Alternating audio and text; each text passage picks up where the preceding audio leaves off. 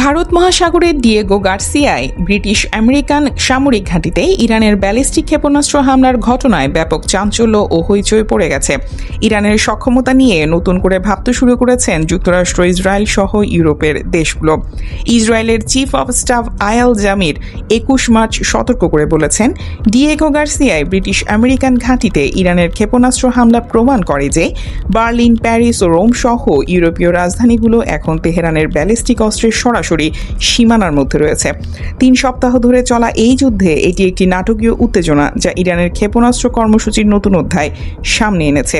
একাধিক মার্কিন কর্মকর্তার বরাতে ওয়াল স্ট্রিট জার্নাল জানিয়েছে, ২০ মার্চ ভারত মহাসাগরের দূরবর্তী দ্বীপে যুক্তরাষ্ট্র ও যুক্তরাজ্যের যৌথ সামরিক ঘাঁটিতে ইরান দুটি মধ্যবর্তী পাল্লার ব্যালিস্টিক ক্ষেপণাস্ত্র নিক্ষেপ করে। একটি মাঝ আকাশে ব্যর্থ হয়, অন্যটির দিকে একটি মার্কিন যুদ্ধ জাহাজ ইন্টারসেপ্টর নিক্ষেপ করে। যদিও সেই ইন্টারসেপশন সফল হয়েছে কিনা তা স্পষ্ট নয়, তবে ঘাঁটিটির কোনো ক্ষতি হয়নি এবং কোনো হতাহতের খবরও পাওয়া যায়নি। কিন্তু পশ্চিমা প্রতিরক্ষা কর্মকর্তাদের উদ্বেগের কারণ হামলার ফল নয়, বরং ইরানি ওইসব ক্ষেপণাস্ত্রের পাল্লা বা রেঞ্জ।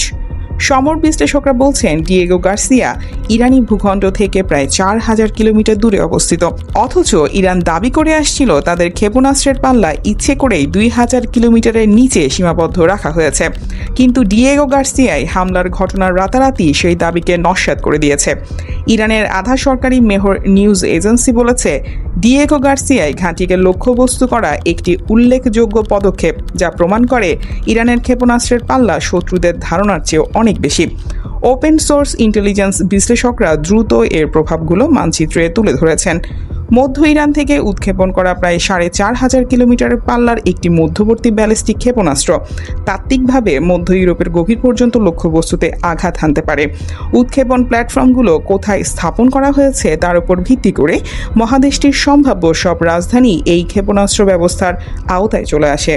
বিশ্লেষকরা ইরানের দিক থেকে এই হামলাকে ব্যাপক তাৎপর্যময় বলে উল্লেখ করেছেন। তারা বলছেন, এই আক্রমণ ছিল ইরানের এত দীর্ঘ পাল্লার ব্যালিস্টিক ক্ষেপণাস্ত্রের প্রথম সামরিক ও অপারেশনাল ব্যবহার, মধ্যপ্রাচ্যের অনেক বাইরে শক্তি প্রদর্শনের এক গুরুত্বপূর্ণ মোড়।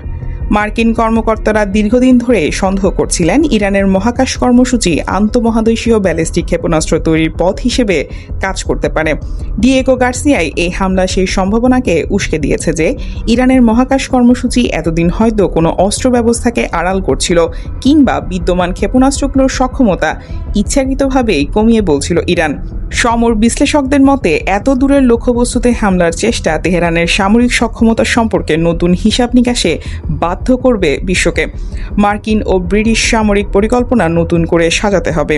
এই হামলার মাধ্যমে ইরান স্পষ্ট বার্তা দিয়েছে, তাদের ভূখণ্ডে হামলা হলে পাল্টা আঘাত কেবল মধ্যপ্রাচ্যে সীমাবদ্ধ থাকবে না, বরং কয়েক হাজার মাইল দূরের নিরাপদ ঘাঁটিও এখন আর অস্পৃশ্য নয়।